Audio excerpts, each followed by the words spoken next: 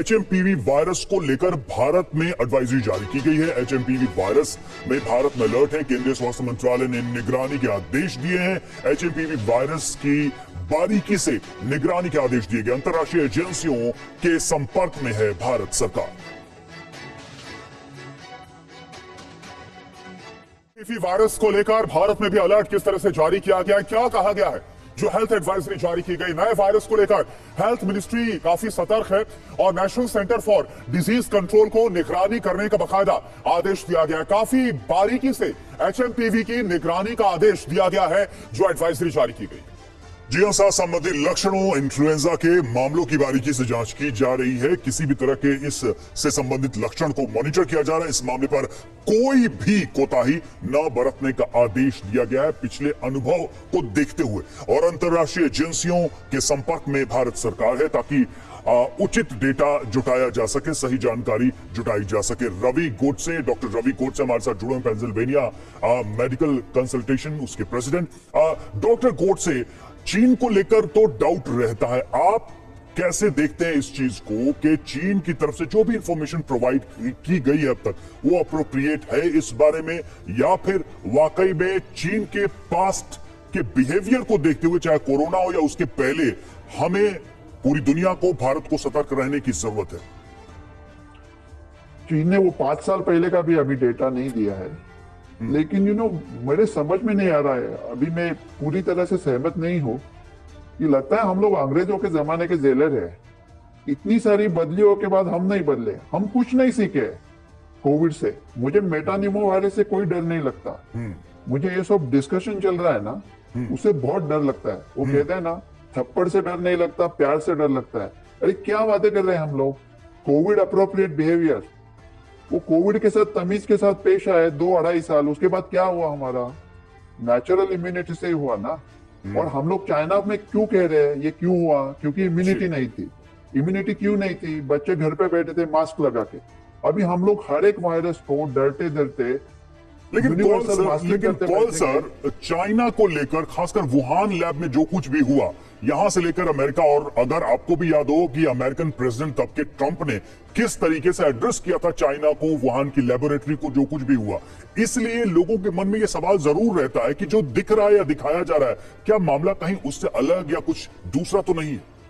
देखो, मेटान्यूमो वायरस तो मामूली है, मैं डेफिनेटली कहता हूँ। लेकिन अगर आप कहते हो कि आरएनए वायरस है ना, आरएनए वायरस बदल सकता है, म्यूटेट हो सकता है, और वही वायरस ज्यादा म्यूटेट होता है, वो ज्यादा फैलता है। मतलब ज्यादा फैलने के बाद वो म्यूटेट हो सकता है। तो अगर करोड़ों की संख्या में उसका जगह इन्फेक्शन होता है तो वो बदल के म्यूटेट हो सकता है। अगर म्यूटेट है तो वो खतरनाक हो सकता है। अगर वो खतरनाक है तो फिर मेटान्यूमो वायरस की बात ही नहीं हो रही है ना, कुछ दूसरा अलग वायरस है वो। तो चाइना से जो डेटा है उसकी तरफ हम कुछ टोटल नजरअंदाज, मतलब उसके ऊपर कुछ हम लोग ट्रस्ट कर ही नहीं सकते। लेकिन मुझे डर सिर्फ इस बात का है कि ये लोग सब कह रहे हैं कि प्रिकॉशन ले लो। अभी प्रिकॉशन का क्या मतलब है? जो लोग इम्यूनोसप्रेस्ड है, कैंसर है, इम्यूनोथेरेपी, ट्रांसप्लांट जैसे डॉक्टर पॉल के पेशेंट है, लेकिन छोटे बच्चों को मास्किंग का मेरे ख्याल से, मेरा मानना है, कोई जरूरी नहीं है। 65 के ऊपर भी है लोग, ये ज्यादातर बच्चों में। अभी मेरे कुछ बुजुर्ग पेशेंट भी है, अभी मेटान्यूमो वायरस के दिखे, यूएस में भी दिख रहे हैं, ऐसा नहीं है कि सिर्फ चाइना में है।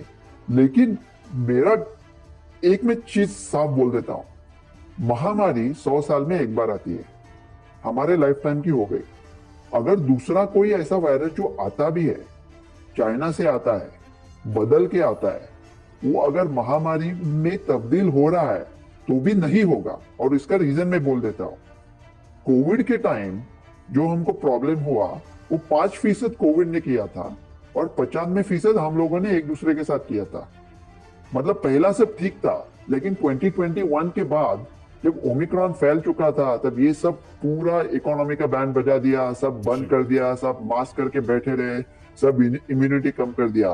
तो हमने एक दूसरे को बहुत तकलीफ दी थी। ये सब तकलीफ अभी दुनिया की कोई भी पब्लिक सहने वाली नहीं है। तो कौन सी भी महामारी जैसे आए तो भी वो कोविड जैसा पैंडेमिक वाला पैनिक सिचुएशन अभी कब होने वाला नहीं है, एक बात है। और दूसरी मैं क्विकली बोल देता हूं कि देखो, यूनिवर्सल वैक्सीन का तो बनना मुश्किल है। मेटान्यूमो वायरस का कोई अभी वैक्सीन नहीं है, कोई ट्रीटमेंट भी नहीं है। और वैक्सीन पे काम भी नहीं है और बनना भी मुश्किल है, आरएनए वायरस है, बदलता रहेगा। और सोशल मीडिया है ना, सोशल मीडिया अभी कोई भी नए वैक्सीन को चलने नहीं देगा। लेकिन जो मोनोक्लोनल एंटीबॉडीज आए थे कोरोना में पहले, इलाई लिली और रेजेंड्रा, वो मोनोक्लोनल एंटीबॉडीज हम क्विकली बना सकते हैं, ठीक है। क्विकली बना सकते हैं। अगर कुछ ऐसा प्रॉब्लम आया तो हम क्विकली मोनोक्लोनल एंटीबॉडी बनाएंगे, और सिर्फ जो लोग बहुत ही हाई रिस्क है, जिनको निमोनिया होके, एआरडीएस होके वो मर सकते हैं, उनके ऊपर फोकस करेंगे। और बाकी को सब लोगों को बोलेंगे कि अपनी जिंदगी चालू रखे। आप कहते हो कि क्राउडेड प्लेसेस अवॉइड ठीक है करो। सर। अरे भाई, इंडिया में क्राउडेड प्लेसेस अवॉइड किया तो फिर जिंदगी में ये जीना भी क्या जीना है क्या? मतलब ठीक है सर। ऐसा कैसे बोल सकते हैं हम लोग कि ठीक है। क्राउडेड प्लेसेस अवॉइड करो? कितना देर प्रिकॉशन, कितने यूनिवर्सल मास्किंग कौन करने वाला है? पर्दा नहीं, जब कोई खुदा से बंदों से पर्दा करना क्या?